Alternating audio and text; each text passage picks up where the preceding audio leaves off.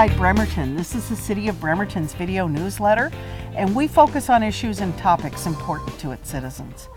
We are with my friend Jean Schanen today. Jean and I met at Story Night. Yes, we did. A fabulous event. What? Sponsored, last month or so, month of July. Yes. It was really a great time.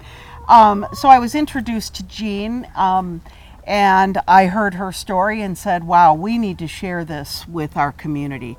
So Jean has invited us to her beautiful little, it's an urban farm. It certainly is. It's an urban farm. Yes. We are at 1134 Bloomington Avenue. We are right off 11th Street. We're between 11th and 13th. Yes. On Bloomington. Yes. Very easy to find. Jean and her husband, who's passed, Glenn A. Huff, who we're going to see a picture of. Yes. They moved here. Glenn built all of these raised gardens for you. Certainly did, and the chicken house and the water system. Stairways up into the sky, and you name it. Yes. Glenn was an engineer. Yes. Really smart guy. Yes. But Jean's story, before we start talking about the farm, is really an interesting one. Jean, give us kind of a little snapshot. Where did you grow up? Where are you from? Okay, grew up in Cincinnati, less said the better, moving right along. I actually ran away from college and went to live in Chicago, and got my first husband there, where we moved down to DuQuoin, Illinois, where I started college at Southern Illinois University.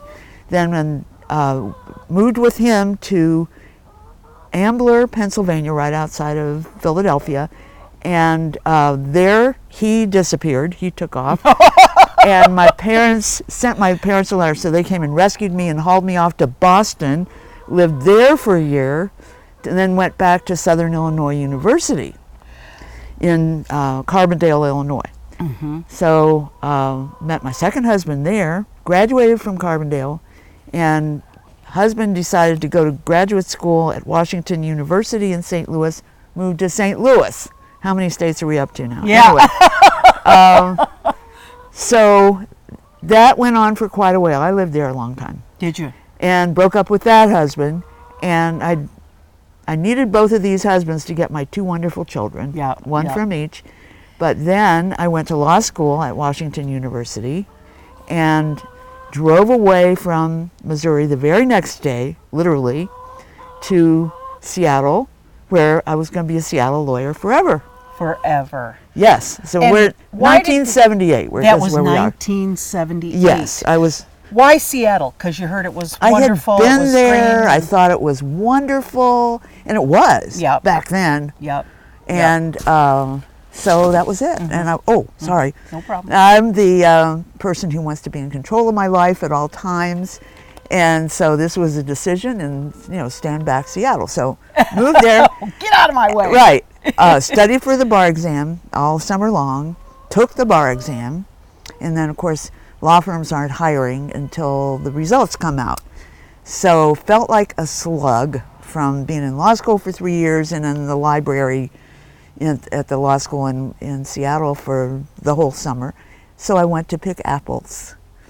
I had this dreamy idea of Seattle of apple pickers in Washington from 8th grade social studies. I can remember the picture of this smiling girl in an apple tree. Yes.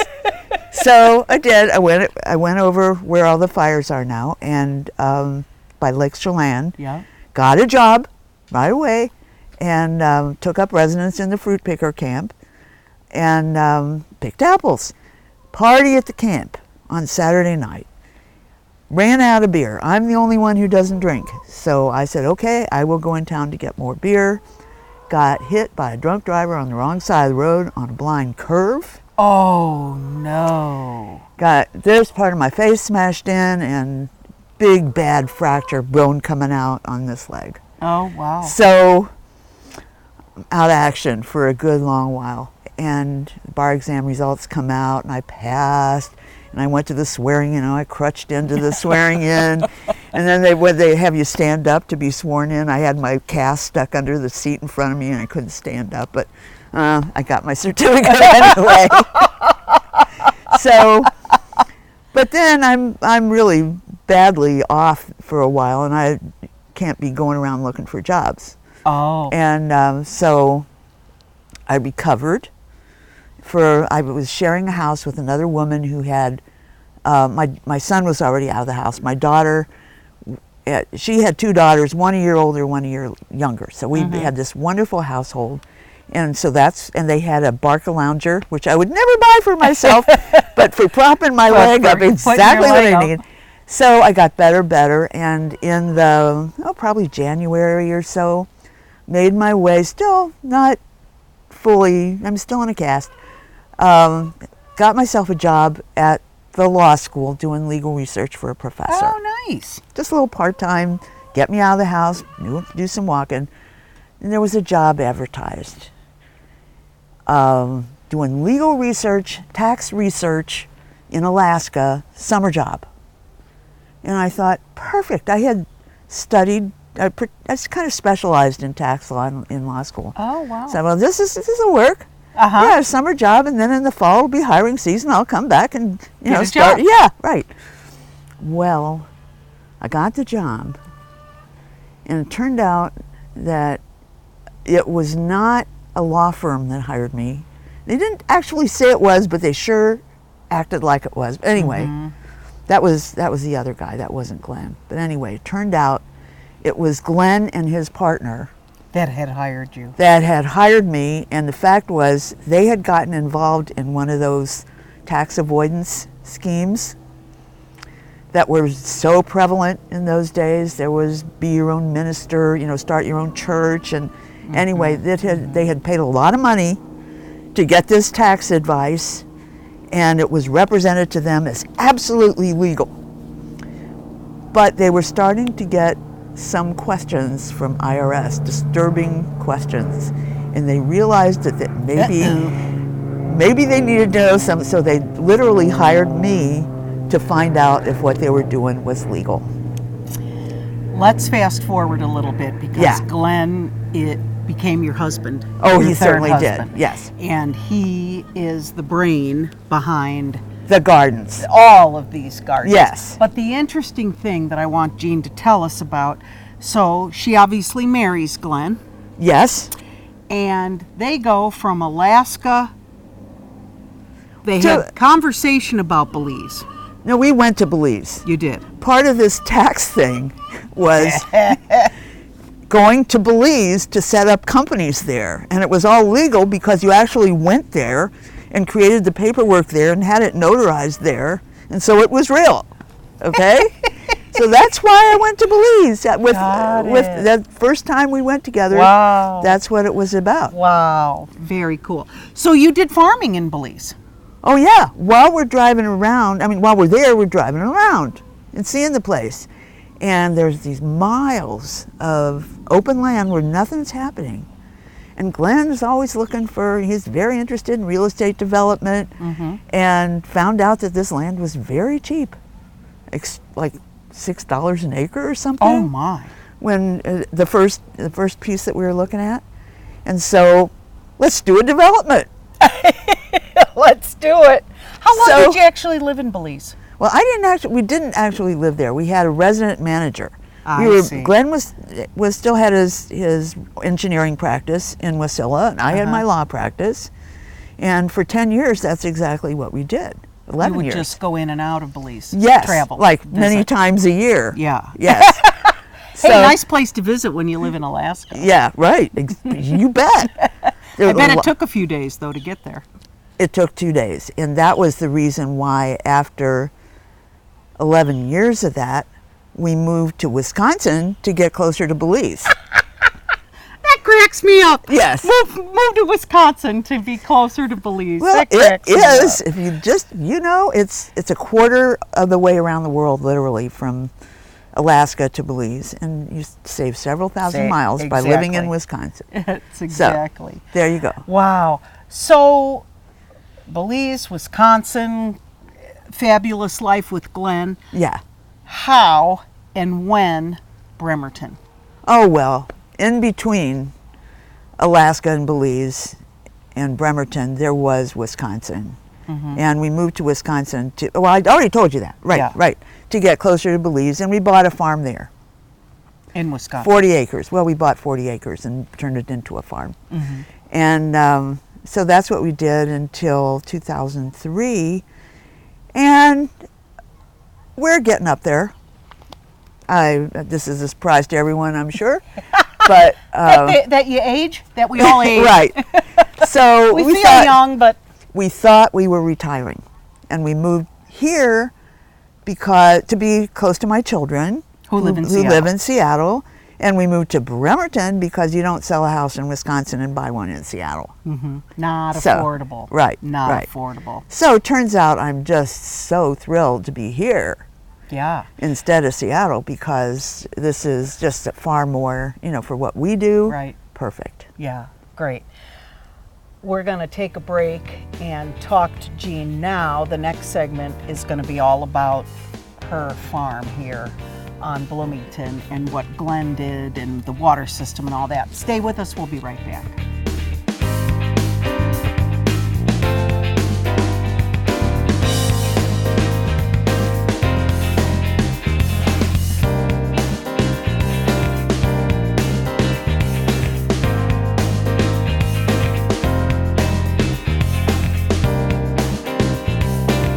Welcome back to Inside Bremerton. We've moved to a cooler, shadier spot in Jean Schanen's urban farm on Bloomington. Jean, thanks so much for having us. This is what just a pleasure. It's so much fun. Jean's got such a colorful background and such, number one, she's a traveler. She's really smart, very educated, really fun, great stories, as we learned at story time. But above all, she likes to farm. Oh, yes. And raising her own food, growing her own food is numero uno, I bet. It is. It's important. It certainly is. So when Glenn and Jean moved to Bremerton in 2003, you found this little oasis and said, let's farm it. Is that how it went? No. Like I said, we thought we were retired. So we found this little oasis, and it was nice and handy to go visit the kids. Right. But it didn't take long before the bed building started, and you can't see it from here, but there's a greenhouse right up there that he built that very winter, so I could start plants in the spring, and it grew. Chicken coops, raised beds, greenhouses. Yes. So Glenn's life was engineering. Yes. And he was a water systems engineer. Is that correct? That's part of it. He did part. He did a lot of subdivisions too, but he built water system, among other things. So he developed a rainwater system. What do you call it? There's tanks here and rainwater collection, and that was illegal when we started too. Believe it or not, there was the state took the position that they owned the water, and we weren't allowed to gather it. And that rainwater that comes out of the sky. Rainwater that comes out of the sky. That has since been changed. So now we're legal. But before it was legal, we got a 3,000-gallon tank to catch the rainwater just off of the carport, which it filled up very nicely. Living here, I bet. Yes. So. Wow. But then when it did become legal and the gardens had grown quite a lot, then we got quite a few more tanks. So now we have a total of 18,000 gallons of rainwater storage. And you use that to water your garden? Well, I would. Here's the catch. Here's the catch. All of the water has there are tanks all over the place. And there's one 3,000, the original 3,000 gallon tank is right up there under the carport. And all of the water has to be pumped from the tank that it's in up into that tank so that the actual distribution of the water into the gardens will have enough. The elevation is the highest up there, and so the gravity. Yeah, the gravity flow will distribute it out to the gardens.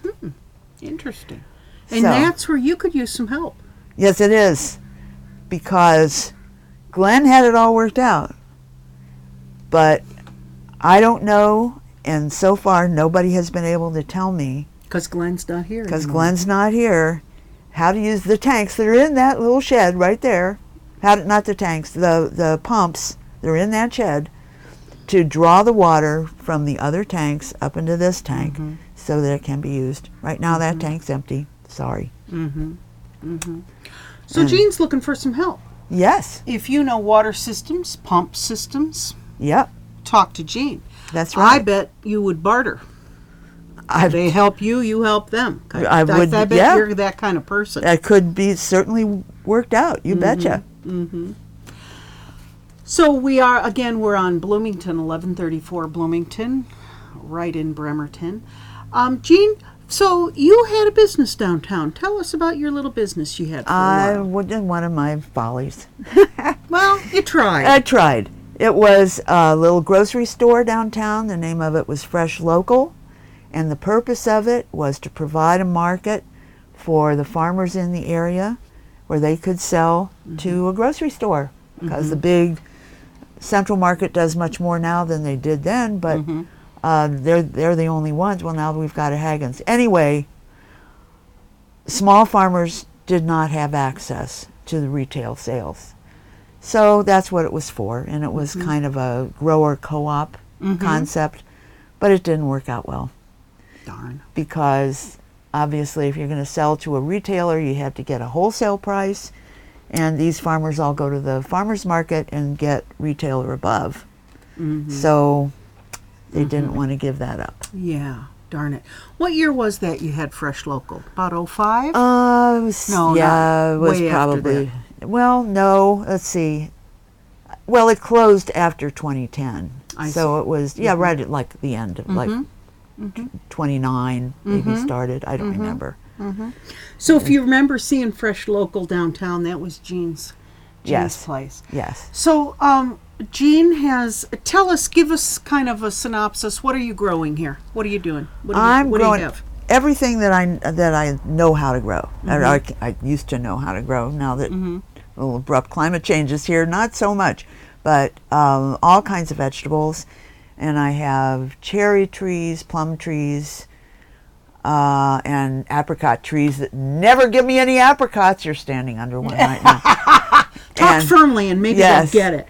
And grapes, blueberries, strawberries, one little gooseberry plant. Don't like gooseberries much. And chickens. Lots of raspberries. Lots of raspberries. How many chickens? Not talking about that. Okay. Maybe, yeah. A few. Yeah. A few chickens. Right. So she has eggs. Right.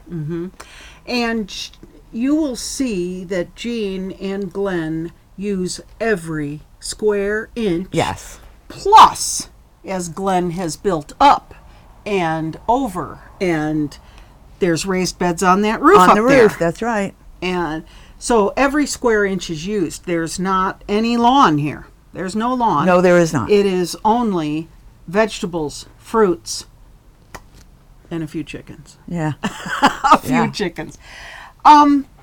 So as Jean is thinking, what crop would be sustainable? Yes. She's been seriously considering industrial hemp. Oh yes, that's been on my agenda for a really long time. First learned about it in Wisconsin when it was totally pie in the sky to think about growing it. But industrial hemp, for one thing, is the fastest growing land plant. It produces the most biomass in the shortest period of time. And every bit of it, I don't know about the roots, but everything above the ground has a very valuable, at least one very valuable use. It's food, it's shelter, it's clothing, it's paper, it's wealth that comes from the most democratic source of energy in the world is sunshine. And if you have any space at all, it falls on yours, it falls on my space, just to the same extent as it does on Warren Buffett's. Amen. Yes. Amen. So I want to use that space to produce this very valuable crop and introduce this community to the idea of creating wealth not only with producing the hemp, but also the little cottage industries that it will support, such as making edible oil, seed cake for animal feed. I'm sure we could produce some paper. We could spin some yarn. We could possibly, I bet there are some people with looms and who could start weaving some cloth. And I think there's I saw it somewhere and I don't know where, but I could find it again. A pretty simple recipe for making construction materials out of it, like boards for building raised beds. So, ta-da! So what's the problem? Why aren't you doing this? What's keeping you from that? Our state, which has now made it legal to smoke pot, which is the drug aspect of this plant, still prohibits growing the industrial hemp that has no drug content at all. So is it lack of education? They're afraid? What do you think it is? There are valuable corporate interests that don't want people that, it's very democratic. Like I said, democratic distribution. Mm-hmm. And I think there are the fuel industry, Right. paper industry, Weyerhaeuser, Monsanto, all kinds of people are right. It grows without pesticides. No need at all. No. When you look at industrial hemp, does it look like weed, like you're growing marijuana? Ordinarily, it's grown in a completely different way. Mm-hmm. It's grown very close together, so you get a whole lot of stalks and very little of the branching, which is what the pot growers want. They want the flowers. Mm-hmm. Okay. But it's grown all over the world except here. And now there's even a couple of states in the U.S. that have made it legal. And our legislature, the Senate, passed a bill, 100 to nothing, or however many there are, to allow it in Washington this year. It was in January of 2015. And the article that I read said it was going to go right to the House. Well, we haven't heard anything since. I think they had some other budget stuff to deal with. Well, they have other budget stuff, but this would not cost a penny. This is just saying, okay, go. It would not cost the state a cent. Not at all. No. So, there Industrial hemp. Yes. Jean is going to make it happen. I bet you will. She's going to try really hard. Yes, I will. She's really going to try. Yes, I will. Jean has solar power on this property. Oh, yes. We forgot about the bees. I didn't forget about them. Yeah. We encountered them. We saw numerous of them, but you have a hive? Do you have three? Three beehives. She is... Where do you get your milk? You probably go buy that somewhere. Well, I do. I buy from, there's a local raw milk dairy outside of Port Orchard. That's where I buy That's milk. where you go. Yes. That's where you go. Yes. So stay with us. We're going to come back and finish up our talk with Jean Schanen. She's so intriguing and smart. Because we want to share with you how you can get produce from Jean. Because she does sell it right out of her urban farm here on Bloomington. Stay with us. We'll be right back.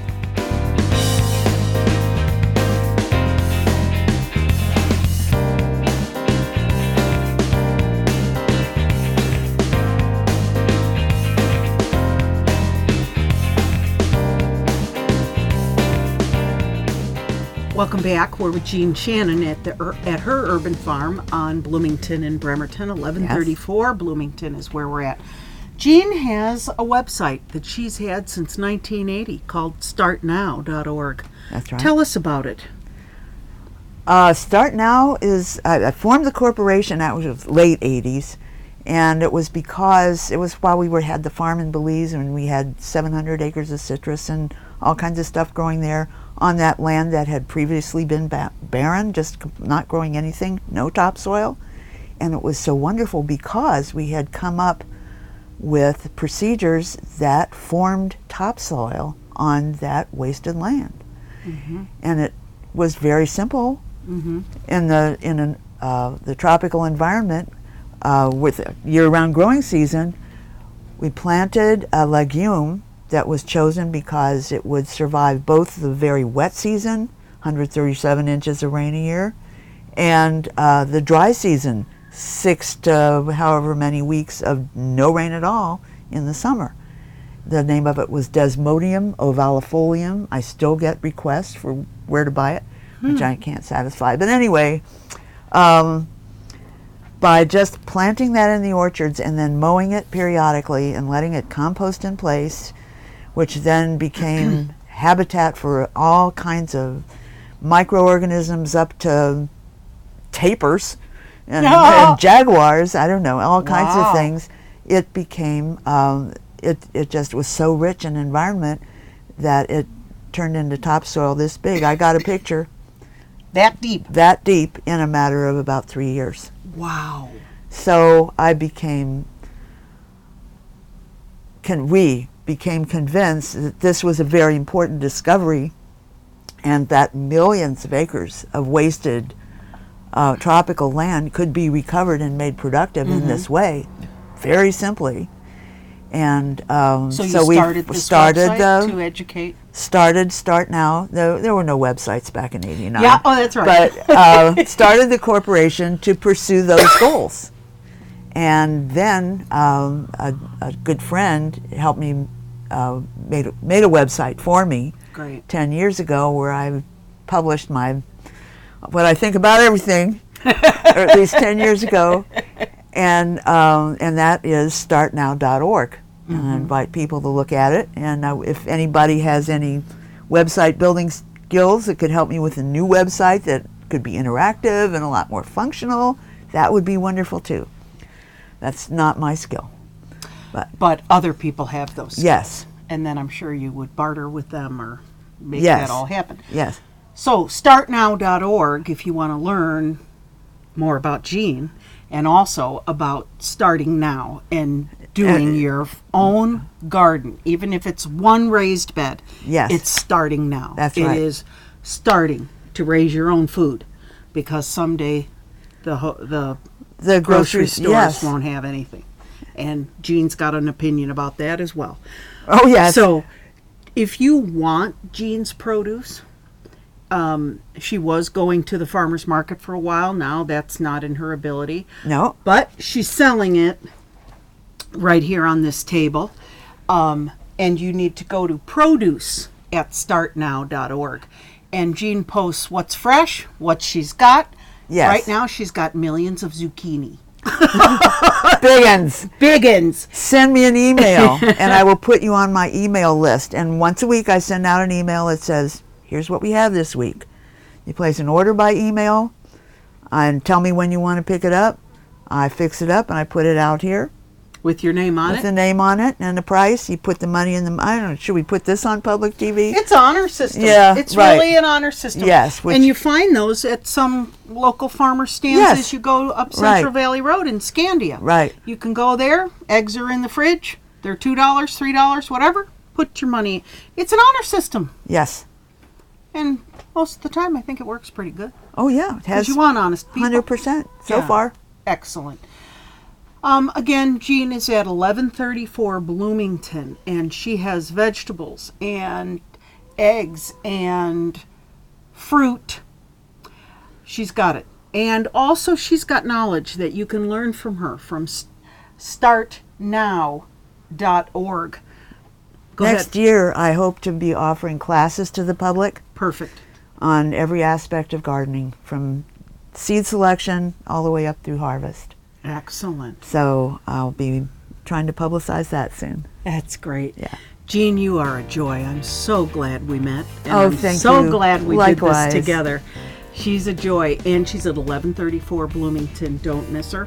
And produce at startnow.org. Thanks a lot, Jean. And Thank thanks you. for joining us inside Bremerton. We'll see you next time.